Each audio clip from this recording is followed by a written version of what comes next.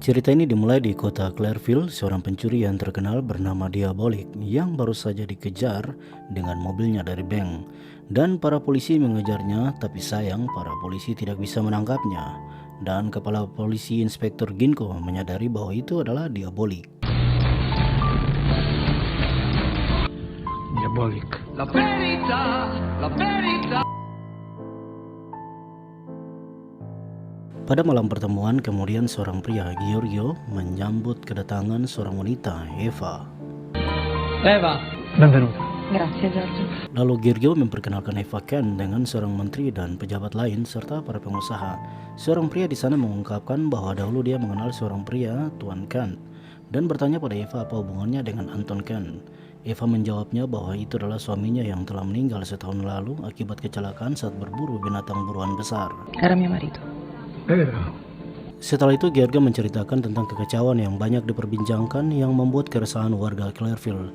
Namun Eva menghentikan pembicaraan mereka karena menganggap apakah penting membahas orang yang tidak bersama mereka. Setelah itu Giorgio mengantarkan Eva untuk kembali ke mobilnya.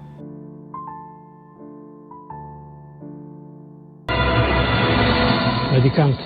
Sì. Sementara itu Ginko mendatangi Eva dan memperingatkan Eva tentang Diabolik, yang mengungkapkan bahwa kemungkinan Diabolik sedang merencanakan pencurian besar. Eva menanggapi Ginko, jadi apakah Diabolik sedang mengejar berlian merah muda? Tapi Ginko menjawabnya bahwa permata yang begitu berharga adalah sebuah godaan yang menarik bagi Diabolik, dan menduga kalau Diabolik punya jaringan informan yang bekerja untuknya di Belair, Afrika Selatan, dan memperingatkan Eva untuk lebih berhati-hati, bisa saja Eva akan jadi targetnya. Dan keduanya bersepakat jika pertemuan ini Eva tidak akan pernah mengungkapkan ke publik. Piacere di non averla mai incontrato.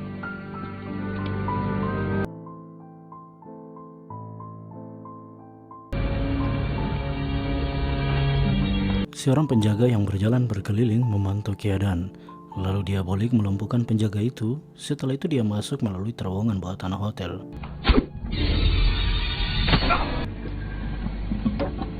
Sementara Eva memasuki Grand Hotel Excelsior bintang 5 untuk check-in di sana, dan dia disambut oleh manajer hotel. Lalu manajer hotel itu memperkenalkan Eva dengan Roberto, pengawal pribadi yang direkomendasikan.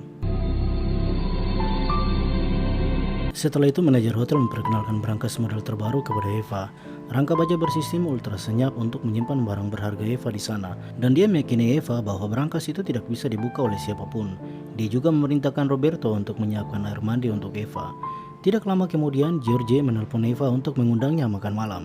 Allora stasera dove ci vediamo? Allora più tardi, Giorgio. E grazie dell'invito.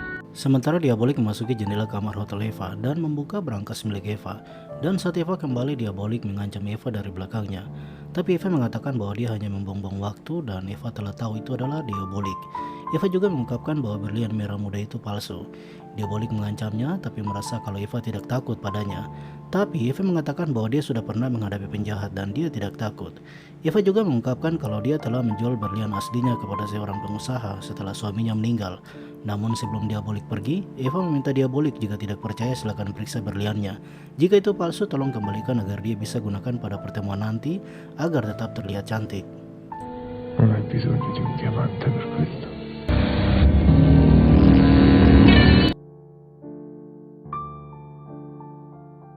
Keesokan paginya Eva terbangun dari tidurnya dan membuka tudung sarapan, lalu terkejut dan tersenyum melihat berlian merahnya di sana. Dia memanggil Roberto yang mengantar sajian makanan itu dan mengungkapkan kepada Roberto bahwa dia ingin mengenal Diabolik. Roberto memberitahunya bahwa jika seseorang melihat Diabolik pasti akan mati, tapi Eva mengatakan kalau dia tidak takut. Lalu tiba-tiba Roberto membuka topengnya.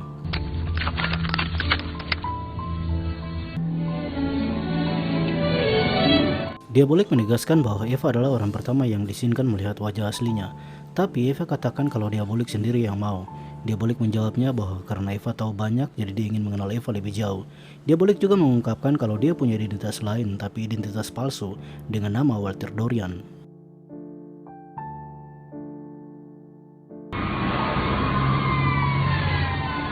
Sementara istrinya Walter Dorian Elizabeth menelpon polisi untuk mendatangi rumahnya karena dia menemukan ruang bawah tanah rahasia suaminya Walter.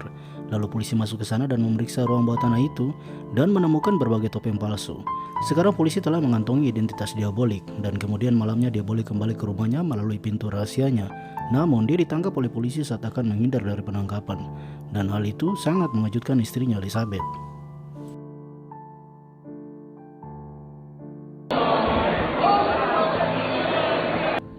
L'udienza è aperta.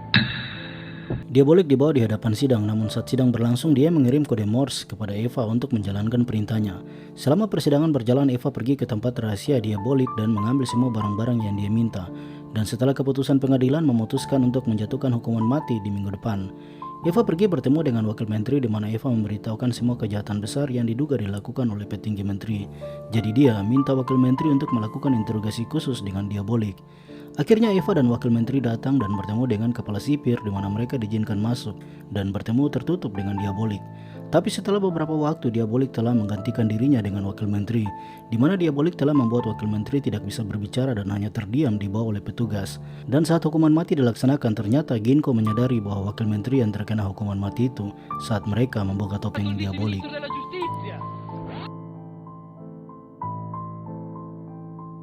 Diabolik juga menyamar sebagai Ginko dan masuk ke ruang kerjanya, lalu mengambil berkas-berkas rahasia.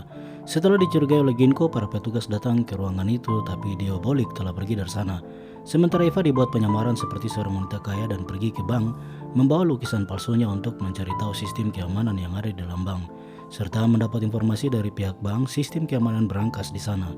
Kemudian Diabolik dan Eva membuat rencana besar mereka untuk mencuri berlian di sebuah bank. Ginko dan para polisi telah mengetahui rencana Diabolik. Mereka menjaga ketat seluruh areal pada bank yang menjadi target. Sedangkan Eva turut membantu Diabolik memasuki wilayah itu yang dijaga ketat oleh para polisi. Setelah Diabolik berhasil mencuri berlian itu, dia keluar melalui terowongan di pinggiran laut, tapi ditemukan oleh Ginko. Perdebatan terjadi, Ginko menembak Diabolik di tangan dan saat Diabolik terus ditekan oleh Ginko, Eva naik dari jembatan diam-diam menjatuhkan Ginko dan mengambil alih senjatanya dan membiarkan Ginko di sana. Lalu Diabolik dan Eva pergi dengan bot. Film berakhir tampak Diabolik dan Eva di kapal pesiar di mana mereka telah berhasil mengambil berlian merah asli. Demikian video alur ceritanya, saya harap Anda menyukainya. Jangan lupa berikan dukungan subscribe, berlangganan lebih banyak konten seperti ini dan tekan tombol suka untuk membantu kami. Dan berikan komentar jika Anda memiliki rekomendasi film lain untuk kami reka film favorit Anda. Terima kasih telah menonton dan selalu berhati-hati.